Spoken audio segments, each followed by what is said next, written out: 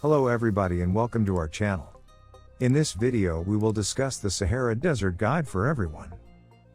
The Sahara Desert has always been a center of attraction for the tourist who visits Morocco. It is impossible to resist the beauty of orange sand around you. You could feel the ancient culture of Morocco by riding the camel in the Sahara. I bet when you ride camel you would feel like Aladdin searching for jasmine. Note: you may think, based on the movies or books, that Sahara is just about riding a camel or walking barefoot in the sand. Let me tell you, it's much more than that. Also, I will share some really interesting ideas which you can do in Sahara and make your trip more memorable. The beauty of Sahara is very unique and it is different from many pieces of nature that you have ever seen in your life. To experience the place where there is no civilization, no buildings and no signs of footprints because the sand will cover your footprint is a treat in itself. In this short guide, I will give you some tips to enjoy your Sahara tour to the fullest. Camel trekking. Many people think that camel riding is a very tiring and uncomfortable thing, but most of them do not know that in the evenings they are padded with blankets and supplies.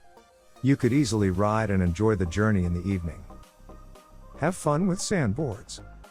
Sandboards will be provided by your hotel. Ask the staff, they will give you the sandboards to enjoy. If you are with family, they will give separate boards to kids. What you can do is slide down the dune. Look for highest dunes with good slopes and you will have a time of your life. Trust me? Quad with the squad. A little less go-to than a camel ride, but still a pretty popular tourist activity, is to hire quad bikes in the Sahara Desert, Morocco. Stick a helmet on and rev up those engines as you go flying over dunes and between rocky outposts. Watch a plume of red sand fire up behind you as you spin off into the desert plain. Most of the quad biking experiences will lead you through a predetermined trail, designed for you to get the most out of your experience.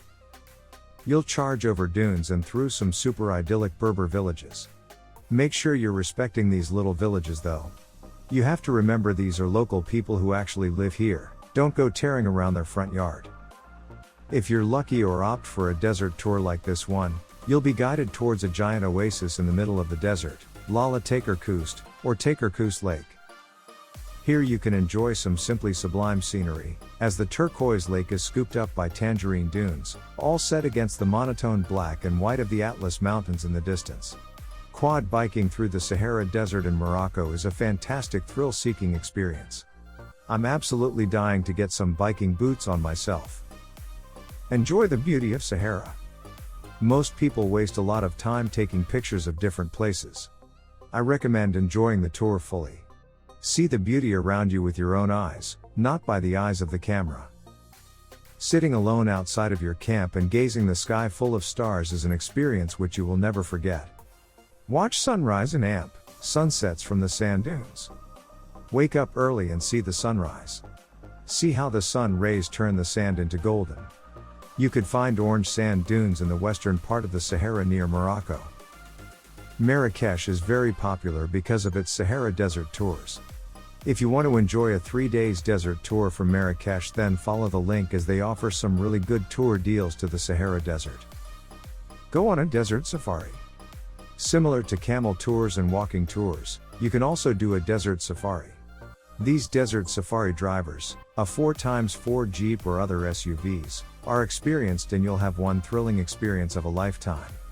It's a must-try. Set up a desert tent. No trip to the Sahara is complete without having spent a night in the desert in an open, or covered, tent while laying down directly under the night sky and cold sand. All of the above can be either self-organized or booked as a tour. Do not rush. Enjoy the trip in its deepest sense. A lot of people try to explore the Sahara Desert very quickly, and when their time gets over, they usually said they did not explore even half of the desert.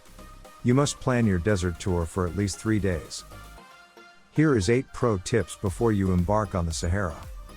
Before you go to Sahara, make sure you should know what to pack, and I will show you the necessary item which you should not leave behind. Leaving these would cause unnecessary pain in the Sahara. So, without further ado, here is the list. Number 1. Don't forget sunglasses. This is the most obvious thing to pack because there would be strong UV rays which can damage and may even burn your eye's soft tissues.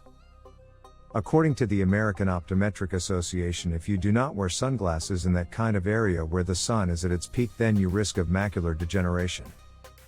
As a bonus, glasses will also protect your eyes from any sand that might get into your eyes with the breeze. Number 2. Sun protection. Speaking of strong and hot sun, do not forget to bring sunscreen. Moreover, wear full sleeve shirts to protect your arm, and wear a hat is also highly advised to protect you from sunstroke. Carrying a water bottle is also highly recommended because when you ride the camel you will dehydrate very quickly. Number 3. Wear comfortable shoes. You might watch in the old movies like in Aladdin and Lawrence of Arabia where the main protagonist walks in Sahara with no shoes or in sandals. But please do not make this stupid mistake in the afternoon when the sun heats up, the sand becomes very hot. Believe me, you do not want to be out in the dunes without proper protection for your feet. If you are with some good travel company, they may provide you with some extra pair of shoes which you can use in your desert excursion.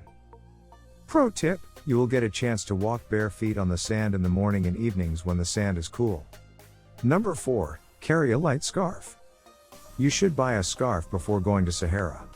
It will help you when you are going to sleep outside of your camp at night, although most of the times you should not have to worry about the sandstorms. If there is a little wind, you could cover your face with the scarf.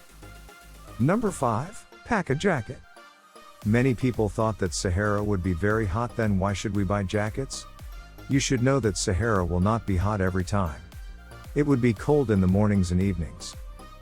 If you are coming in winter, then you should definitely pack a pair of jackets with you. Number 6. Carry a chapstick. The air in the Sahara is very dry and will take a toll on your lips for sure. Couple of times I have seen men wearing their wife's lipstick to keep their lips from peeling. So, protect yourself from this kind of embarrassing situation and keep lip balm or chapstick with you. Number 7. Pack a great camera. Sahara is considered as a heaven for photographers.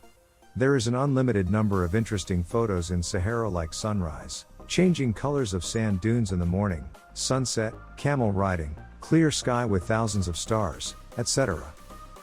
If you bring digital camera, then I recommend bringing its bag to protect it from dust. Also, do not forget to bring its batteries or charger. Number 8. Book your tour with a credible travel agency. My final tip would be to book your Sahara tour with some credible travel agency. Last year, before going to the Sahara Desert, I have found that there are a plethora of travel companies out there making false claims. You should book your excursion with some specialists and with locals who knew the place very well. I booked my Sahara trip with Marrakesh Desert Trips.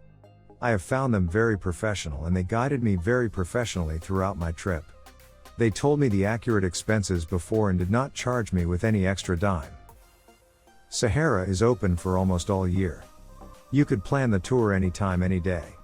But according to me, the best time is from October to early May. During these months temperatures would be not that much as in June to September. You may encounter some sandstorms in January to April, but they are just mild sandstorms and you could easily get away with them by putting the light scarf as I mentioned above, and you would be fine. Well, that's it for this video. I hope you enjoyed watching.